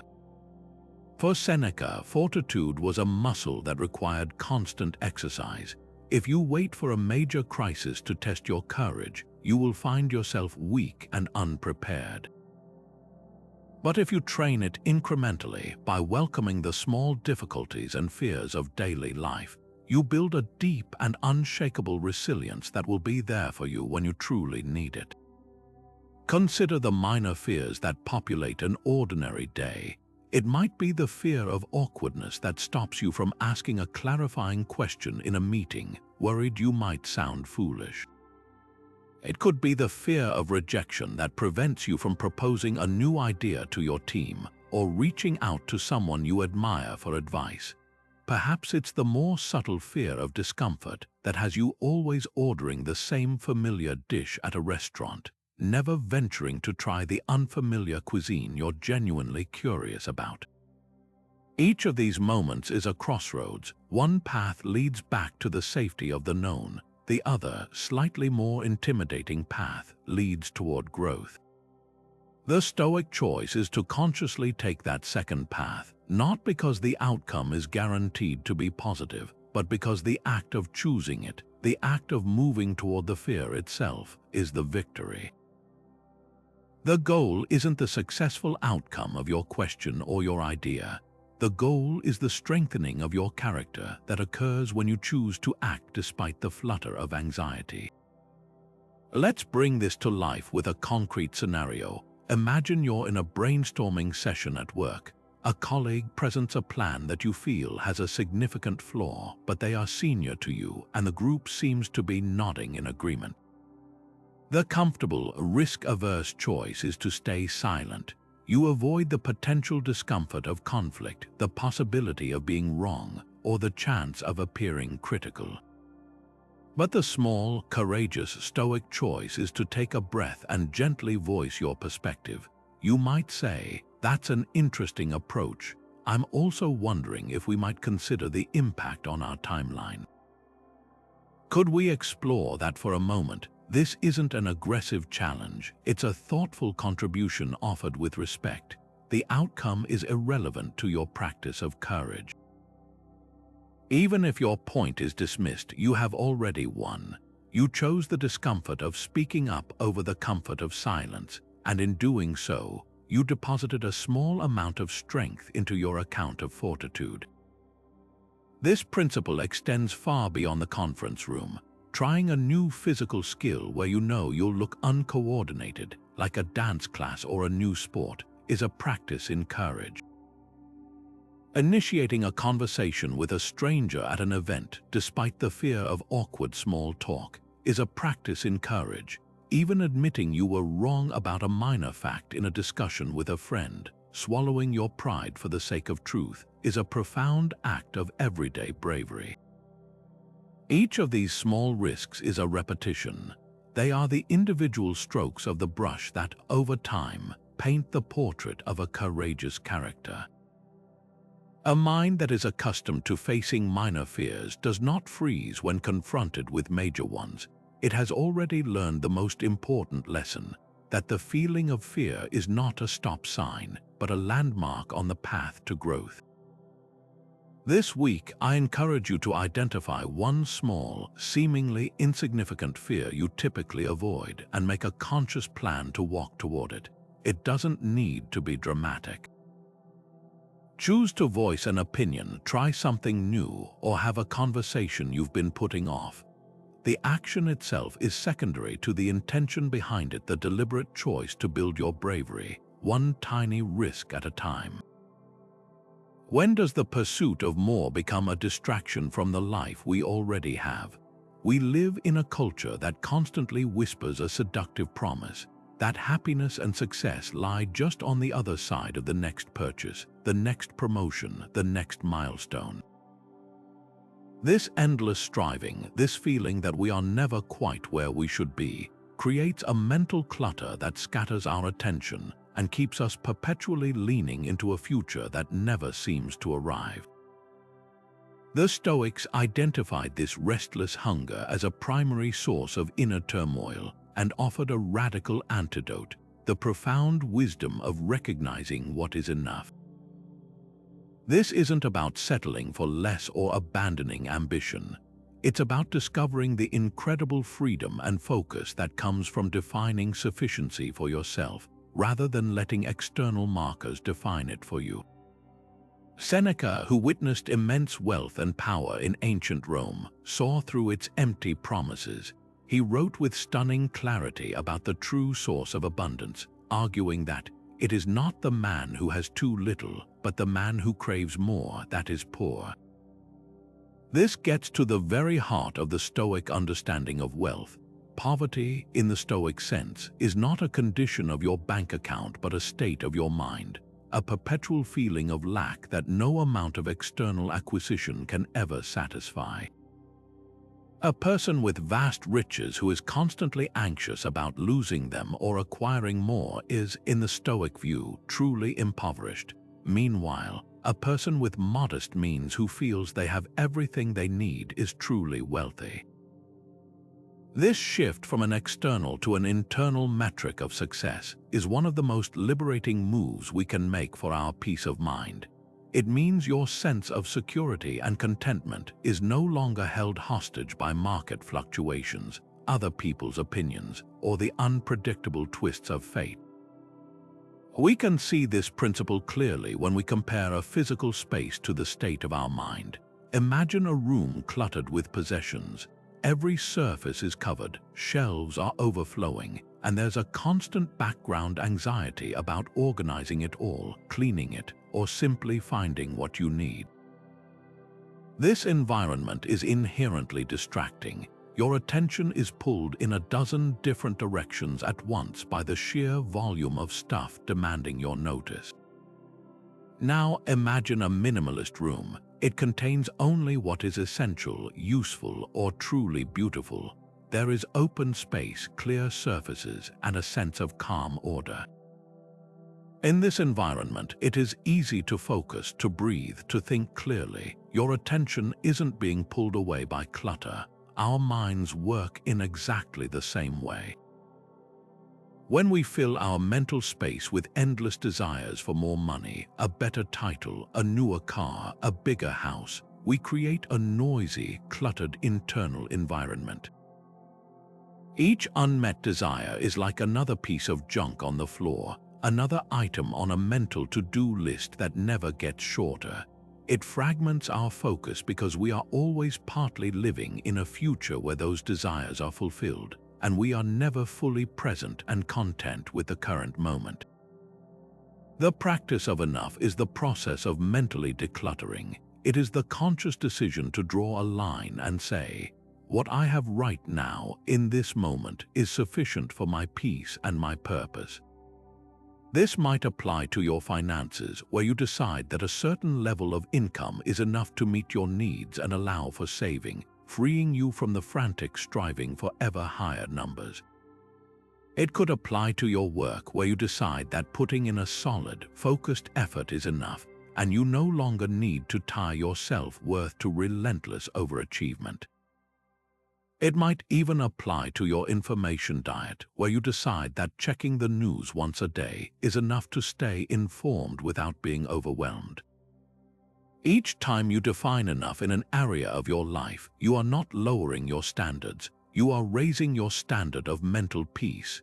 You are pulling your attention back from the distant horizon of future, wanting and planting it firmly in the fertile ground of your present reality, where your actual life is happening. This Stoic contentment is an active, dynamic state, not a passive resignation. It is the feeling of leaning back and appreciating the view after a long climb, rather than immediately scanning for a higher peak to conquer. It creates a profound sense of mental spaciousness. The energy you once spent on striving, comparing, and craving is suddenly liberated. That energy can now be redirected toward what truly matters: deep focus on your current projects, richer connections with the people you love, or simply the quiet enjoyment of being alive. You are no longer distracted by the ghost of a better life you're supposed to want. You are fully present for the good life you already have. So I invite you to bring this wisdom into your own world. Look over the landscape of your life and identify one single area where the pursuit of more is creating mental noise and scattering your focus. Where do you feel that restless itch of insufficiency? Is it in your material possessions, your professional status, your social media following, or your productivity? Choose one, and for that one area, consciously define what enough looks like for you right now. Just as our physical health is directly shaped by the food we choose to put into our bodies, the quality of our mind and the focus of our attention are profoundly influenced by what we choose to feed it. The Stoics grasped this fundamental connection long before the age of digital overload, understanding that our character is not forged in a vacuum, but is continually sculpted by the influences we willingly let through the gates of our senses.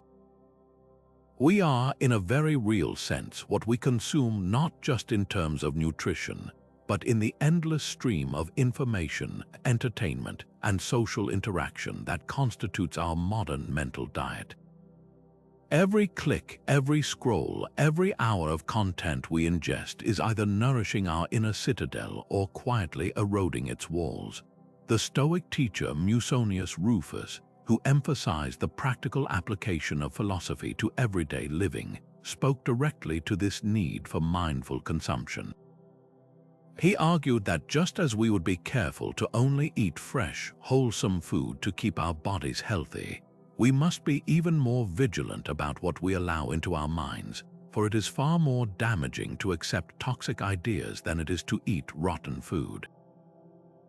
He stated, just as we are accustomed to ask whether the food is spoiled or fresh when we are about to eat it, so we should ask whether the information we are about to consume is rotten or nourishing before we accept it into our minds.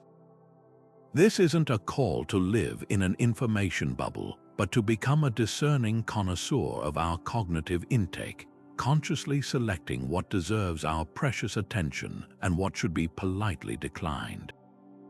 We can see the stark contrast of this principle in two very different modern activities. Imagine coming home after a long day and spending 2 hours binge watching a sensationalized television drama.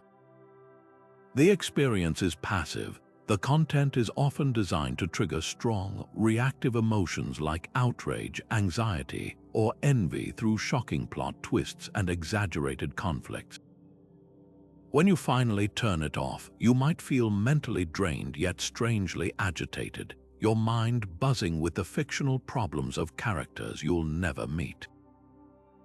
Your attention has been scattered, hijacked by a narrative you did not choose, and that offers no real value to your life.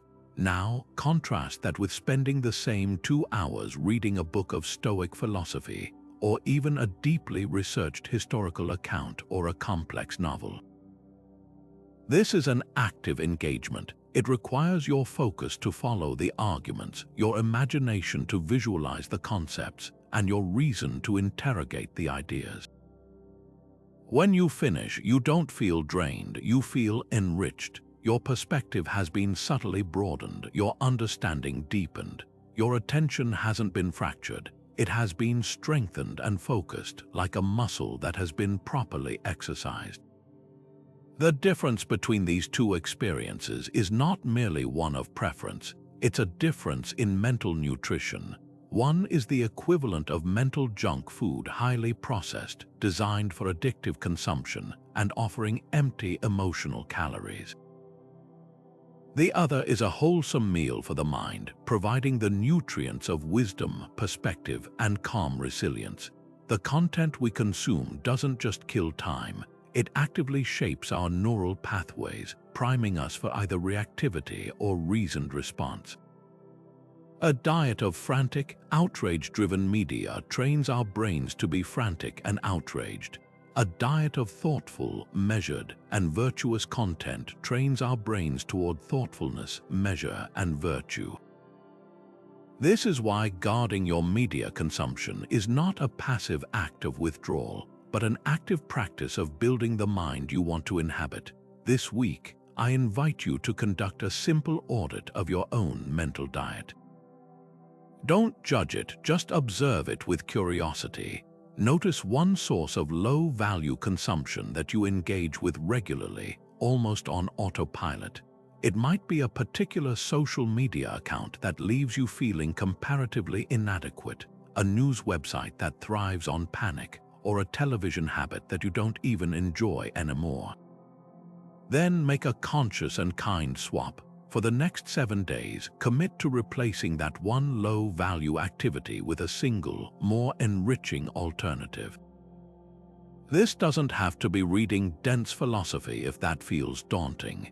It could be listening to an educational podcast on your commute instead of the angry talk radio, watching a documentary about nature or history instead of a reality show, or even spending that time in a few minutes of quiet reflection.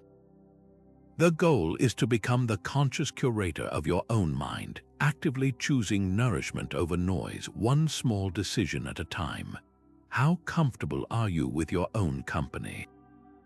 For many of us, the very idea of spending extended time alone with nothing but our own thoughts for entertainment can feel unsettling, even anxiety-inducing. We fill the silence with podcasts, the empty moments with scrolling, the solitary walk with a phone call, anything to avoid that quiet space where we might actually have to sit with ourselves. This modern aversion to solitude is understandable, but it comes at a tremendous cost. It robs us of the opportunity to know ourselves, to hear our own inner voice above the static of the world, and to build the self-reliance that is the bedrock of a focused and resilient mind. The Stoics didn't just tolerate solitude, they actively sought it out as an essential training ground for the soul, a sacred space where the most important work of our lives can finally begin. Seneca, in his profound letters, frequently championed the necessity of this inward retreat. he advised his friend Lucilius to regularly withdraw into his own company, writing, "You must retreat into yourself as much as you can. Associate with people who are likely to improve you. Welcome those whom you are capable of improving. The process is mutual, for people learn while they teach." For Seneca, this retreat wasn't about misanthropy or escaping responsibility. It was a strategic withdrawal for the purpose of strengthening one's inner resources. He understood that a person who is constantly surrounded by others, who is always consuming external opinions and entertainment, never develops a core of self-sufficiency. Their thoughts become an echo chamber of everyone else's ideas. Their values a reflection of the prevailing winds of society. Solitude is the laboratory where you discover who you are when no one is watching, what you truly believe when no one is trying to persuade you, and what you are capable of when you have only your own reason to rely upon. We can see the practical value of this in something as simple as a walk taken alone, without headphones or a phone. At first, the silence might feel awkward. Your mind, accustomed to constant input, might race through a to-do list, replay an old conversation, or generate a low hum of anxiety. This is normal. But if you persist, if you simply continue walking and observing without trying to force or direct your thoughts, something begins to shift. The mental chatter starts to settle, like sediment in a glass of muddy water. The frantic, surface-level thoughts begin to quiet down, and deeper, more substantial insights have room to rise to the surface. You might find yourself suddenly understanding a problem that has been nagging you for days, not because you were consciously working on it, but because you finally created the quiet space for the solution to emerge. You might feel a surge of genuine gratitude for the simple beauty of the trees or the sky, a feeling that is often crowded out by the noise of our daily routines. Or you might simply reconnect with a sense of calm presence, a feeling of being fully in your body and in the moment without any need for external validation or entertainment. This is not wasted time. It is some of the most productive time you can spend, because it is time spent investing in the clarity and stability of your own operating system. This practice of intentional solitude is how we build an unshakable inner citadel. It teaches us that we are enough just as we are. Our peace and our sense of self-worth become internally generated, no longer dependent on the presence, approval, or attention of others. A mind that is comfortable in solitude is a mind that cannot be easily manipulated or destabilized by external events. It knows its own strength because it has spent time in its own company, has wrestled with its own thoughts, and has emerged stronger for it. This self-reliance is the ultimate source of focus, because a mind that is not constantly looking outward for direction or distraction can finally turn its full attention to the task at hand, guided by its own clear and reasoned purpose. So I want to offer you a direct and manageable challenge. This week, look at your calendar and actually schedule a short block of time for deliberate solitude. It doesn't need to be a weekend retreat. Start with just 20 minutes. You might take a walk without your phone, sit in a park with a notebook, or simply brew a cup of tea and stare out the window. The activity is irrelevant. The intention is everything. Use that time not to plan or worry, but simply to be present with yourself. Notice the thoughts that arise without judgment, and see what it feels like to rely on your own company for peace and clarity. How well do you handle it when life suddenly changes the channel on you? When a meticulously planned day is upended by a last-minute cancellation, a traffic detour, or an unexpected request, does your mind immediately clench in frustration, or does it remain open and adaptable? Our instinct is often to resist, to push back against the disruption of our carefully laid plans. We treat these unexpected changes as enemies of our productivity and peace. But the Stoics offered a radically different perspective. one that transforms these moments from sources of stress into powerful opportunities for growth. They taught that true mental strength isn't about rigidly defending your plan, but about cultivating a flexible mind that can bend with the winds of change without breaking. This flexibility is not passive resignation. It is an active, intelligent conservation of your most valuable resource, your mental energy. Marcus Aurelius, who faced countless unforeseen challenges as the leader of a vast empire, constantly reinforced this idea in his private writings. He framed it not as a compromise but as a fundamental principle of nature. He wrote, "The impediment to action advances action. What stands in the way becomes the way." This is one of the most potent ideas in all of Stoicism. An obstacle is not a stop sign, it is simply part of the path. It is not something to be lamented, but something to be incorporated and used. The obstacle itself provides the very material we need to practice virtue in this case, the virtue of flexibility. By refusing to waste energy raging against the reality of the change, we free up all that cognitive power to creatively engage with the new situation we find ourselves in. Frustration is essentially focused mental energy being pointlessly burned off as heat and noise. Flexibility is that same energy being channeled into clear, effective thought. Let's bring this to life with a simple, relatable scenario. Imagine you've been looking forward to a quiet evening at home, a precious block of time you've carved out to read a book or work on a personal project. Suddenly, you get a call. Your plans with a friend for tomorrow have been cancelled and they ask if they can come over tonight instead. The automatic, rigid response is internal resistance. Your mind shouts, "No, this is my time. This ruins everything."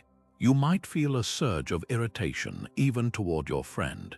You could begrudgingly agree but spend the entire visit feeling distracted and resentful, your mental energy depleted by the internal battle between what is and what you feel should be.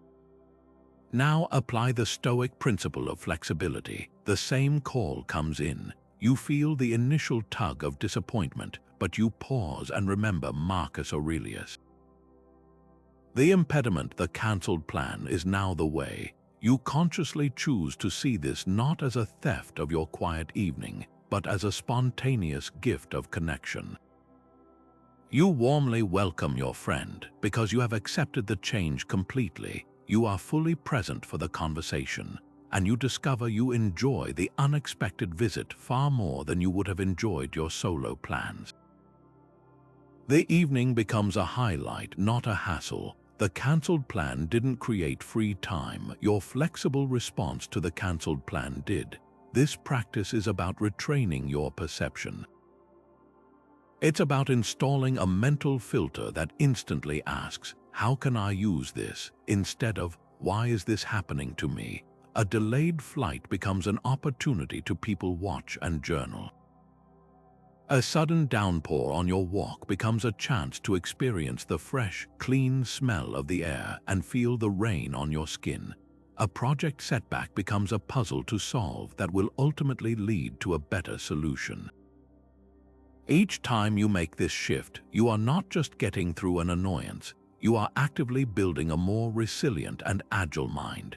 You are proving to yourself that your peace does not depend on external circumstances going exactly according to a script you wrote in your head.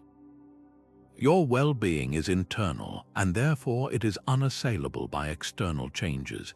This makes you incredibly powerful and emotionally efficient because you stop burning fuel fighting the current and start using it to skillfully steer your boat.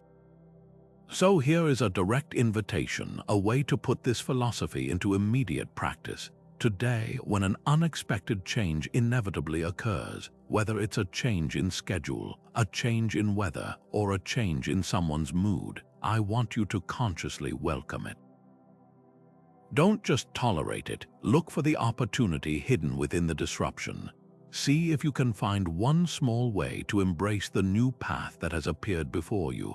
and notice how that simple act of acceptance preserves your energy and transforms the entire experience.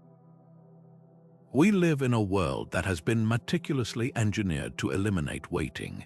With a few taps on a screen, we can have a meal delivered, a movie streamed, a question answered, or a product shipped to our doorstep with next day, even same hour delivery.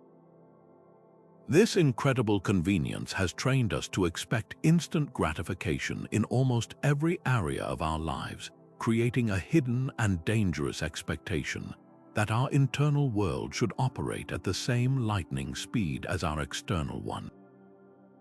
We become frustrated when personal growth isn't immediate, when a skill takes time to learn, or when other people don't respond to our needs at the pace of a high-speed internet connection.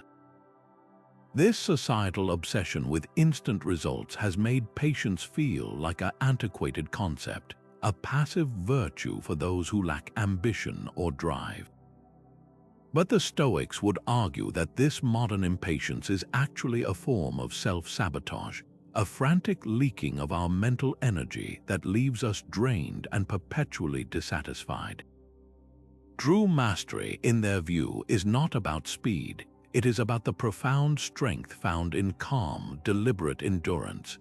The Stoic conception of patience is not at all the passive, resigned waiting that we often imagine. It is not simply gritting your teeth and bearing it until the unpleasantness passes. Instead, it is an active, dynamic state of engagement. It is the conscious choice to endure a delay or a frustration without allowing that external circumstance to disturb your inner equilibrium. The philosopher Epictetus, who focused intensely on the distinction between what is and is not within our power, framed patience as a core component of virtue itself. He taught that our capacity to endure is what allows us to act with reason and integrity, even under pressure. He offered this guidance: remember that you must behave as at a banquet.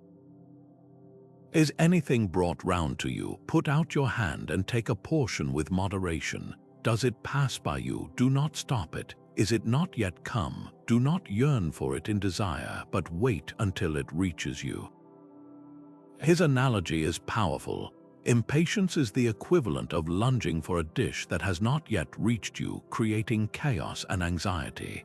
Patience is the calm, poised readiness to engage with what is actually in front of you, when it is in front of you, without being troubled by its absence before that moment. We can observe the stark difference between these two approaches in the most mundane of modern trials: waiting in a long, slow-moving queue. Perhaps you're in line at the grocery store, and the cashier is dealing with a complex price check. The person in front of you has a full cart, and every second feels like an eternity. The impatient response is a physical and mental tightening. You sigh audibly, shift your weight from foot to foot, maybe pull out your phone to frantically scroll as a distraction from the agonizing slowness. You cast annoyed glances at the cashier, as if your glare could speed up the process. Your entire mental state becomes hostage to the progress of the line. You are, in that moment, actively practicing frustration, strengthening the neural pathways that say your peace is dependent on external events moving at your preferred pace. Now contrast that with a Stoic approach to the exact same situation. You find yourself in the same interminable line. You acknowledge the reality: this will take some time. That is outside your control, but your response to that time is entirely within your control. Instead of resisting the delay, you accept it completely. You put the phone away, you take a deep breath and simply become present. You might use the time to observe your surroundings with gentle curiosity: the patterns on the floor, the diversity of people around you, the simple fact of being in a place of abundance where food is readily available. You might turn your attention inward, using the moments to reflect on a single Stoic principle from earlier in the day, or to mentally review your goals with calm clarity. The delay is no longer stolen time. It is an unexpected gift of quiet reflection in the middle of a busy day. By the time you reach the cashier, you are not frazzled and irritable, you are centered and calm. The impediment of the slow line became the way to practice presence. This is the active endurance the Stoics championed.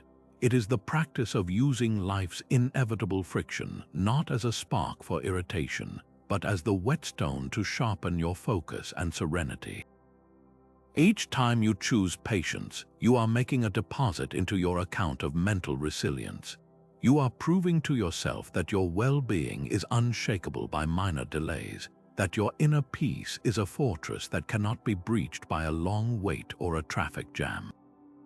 This cultivated patience then becomes your greatest asset when facing truly significant challenges, because you have built a deep and reliable well of calm to draw from. It transforms you from a reactive passenger on the journey of life into a steady, unflappable navigator. So here is a direct and practical invitation. Tomorrow, I want you to consciously identify one situation where you predict your patience will be tested. It might be your morning commute, a slow-loading computer, or waiting for a response to an important message. When that moment arrives, I want you to lean into it. Don't try to escape it with distraction. Instead, breathe into the frustration and see if you can reframe those minutes as an opportunity to practice active endurance, to strengthen your inner citadel against the siege of impatience. But what if the secret to a richer, more focused life isn't about adding more to your plate, but about strategically and joyfully taking things off?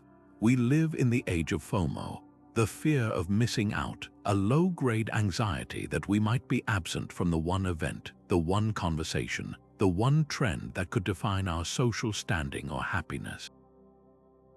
This fear pushes us to say yes to everything, to fill every waking moment with activity and connection, leaving our schedules packed and our attention perpetually fragmented. The Stoics, however, championed a radically different and more empowering mindset, the joy of missing out, or JOMO. This isn't about antisocial withdrawal or laziness. It's about the profound sense of freedom and focus that comes from the intentional, deliberate act of omission.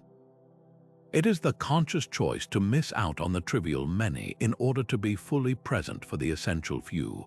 Seneca saw right through the empty hustle that defines so many lives. He observed with piercing clarity, to be everywhere is to be nowhere. He watched people racing from one social engagement to the next, one business meeting to another, constantly in motion but never truly arriving anywhere in a meaningful sense. He called this the busyness of doing nothing, a frantic activity that looks productive on the surface but is, in reality, a form of avoidance, a way to escape the quiet work of self-examination and focused effort. This constant motion is the enemy of depth. It prevents us from engaging deeply with any one task, any one relationship, or any one thought. We become a mile wide and an inch deep, our attention spread so thin that it loses all its power. The Stoic antidote is to embrace the joy of missing out, to understand that every time you say no to a distraction, even a pleasant one, you are saying a more profound yes to your own priorities, your own peace, and your own purpose. Imagine it's a Thursday evening. You had a long, mentally demanding day at work, and you feel drained. You had previously agreed to meet friends for a loud, crowded gathering at a downtown bar. The old script driven by FOMO would push you to go. You'd drag yourself out, put on a sociable face, spend money on drinks you don't really want, and engage in shouted small talk over pounding music. You'd return home even more exhausted than when you left, your social obligation fulfilled but your inner battery completely depleted. The next morning, you feel ragged and behind before your day even begins. Now replay that evening with the Stoic principle of JOMO. You feel the same fatigue. You acknowledge the invitation, but you also honor your own current state.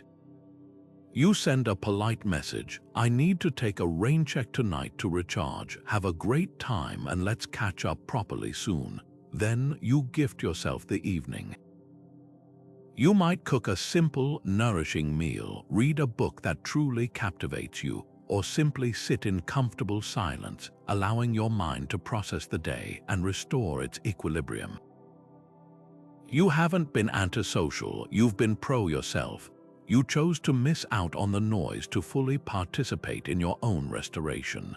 The joy you feel isn't the fleeting excitement of a party. It's the deep, satisfying calm of a mind that has been given the space it needs to breathe and recover. This practice reframes the entire concept of absence. Missing out is no longer a failure or a social slight. It becomes an active, strategic investment in your most valuable assets, your focus and your energy. It is the application of the Stoic dichotomy of control to your calendar. You cannot control the endless stream of invitations, opportunities, and demands that come your way. But you have absolute control over your response to them. Each conscious no is a powerful affirmation of your values. It declares that your time and attention are precious resources, and you will not fritter them away on everything that asks for them. You are curating your life, choosing only the activities and connections that align with your deeper goals and leave you feeling energized rather than depleted. This creates a positive feedback loop. The more you joyfully miss out on the things that don't serve you, the more mental clarity and vitality you have to pour into the things that truly do. Your life becomes less cluttered, more intentional, and far more focused. So this week, I encourage you to practice this liberating form of Stoic subtraction. Look at your upcoming schedule and identify one commitment, a social event, a voluntary meeting, even a habitual scrolling session, that you feel obligated to do but that you know in your heart will drain more energy than it gives. Give yourself full permission to joyfully miss out, cancel it, skip it, or log off. Use that reclaimed time not to do more work but to do nothing with purpose. Reconnect with the simple joy of your own company and the quiet power of a mind that is not constantly being pulled in a dozen different directions. So as we've journeyed through these Stoic practices, from the art of noticing to the joy of missing out, a central theme emerges with crystal clarity. True mental strength is not forged in a single, dramatic moment of transformation. It is built gradually, almost imperceptibly, in the countless tiny margins of your day. It is the breath you take before you speak, the conscious decision to close a browser tab, the momentary pause to reframe an annoyance as an opportunity. These are the individual strokes that, over time, paint the masterpiece of an unshakable mind. The Stoics gifted us not with a rigid set of rules, but with a flexible toolkit for the art of living, a way to reclaim sovereignty over your attention, and by extension, your entire life. Each time you pause before assenting to a negative impression, each time you guard your inner citadel from a trivial distraction, each time you choose a mindful response over a frantic reaction, you are performing a single repetition.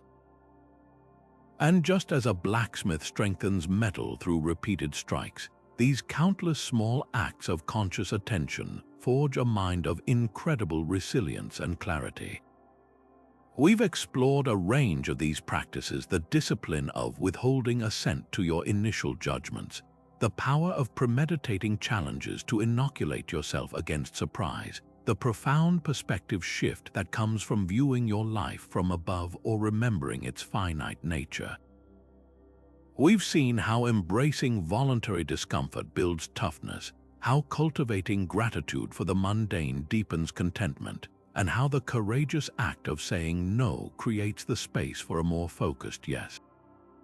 These are not separate tasks to be checked off a list, but different facets of a single, integrated approach to life. They all point toward the same goal: the liberation of your mind from the tyranny of automaticity and external chaos. It is about moving from being a passive recipient of whatever the world throws at you to becoming the active, discerning author of your own experience. This is the ultimate freedom the Stoics promised, not freedom from challenge, but freedom in how you meet it. Epictetus, who understood the nature of bondage and liberation better than most, put it with stunning simplicity, a quote that encapsulates this entire journey. He said, "He is free who lives as he wishes to live, who is neither subject to compulsion nor to hindrance nor to force, whose movements are not impeded, whose desires attain their purpose, whose aversions do not fall into what they would avoid." This freedom isn't about getting everything you want. It is about aligning your wants with what is within your power and mastering your own mind so that nothing outside of it can truly hinder or compel you. Your movements are not impeded by frustration because you welcome obstacles as the way. Your desires attain their purpose because you desire virtue and focus above all else. Your aversions do not fall into what they would avoid because you have learned to aversion only that which is truly vicious, a scattered mind, and a life lived on autopilot. This path to mastery begins not with a grand overhaul, but with a single, small step. You don't need to implement every practice we discussed starting tomorrow. In fact, you shouldn't. That would be overwhelming and self-defeating. The Stoic way is always incremental, so I want to invite you to choose just one. Look back over this video and see which principle resonated most deeply with you. Maybe it's the evening review, taking just 2 minutes to reflect on your day. Perhaps it's committing to 5 minutes of deliberate silence to hear your own thoughts. It could be as simple as choosing one routine task tomorrow and performing it with your full, undivided attention. Start small, but start and notice what happens. These tiny shifts in attention are the levers that move the world of your inner life. They are how you build, day by day and moment by moment, the mind of a titan. If you found this journey valuable, consider subscribing to the channel for more insights into Stoicism and practical philosophy, and I would truly love to hear from you in the comments below. Which one practice will you start with? What tiny shift will you make? Sharing your intention can be a powerful way to solidify your commitment. Thank you for watching, and remember, your peace and power are always just one conscious breath away.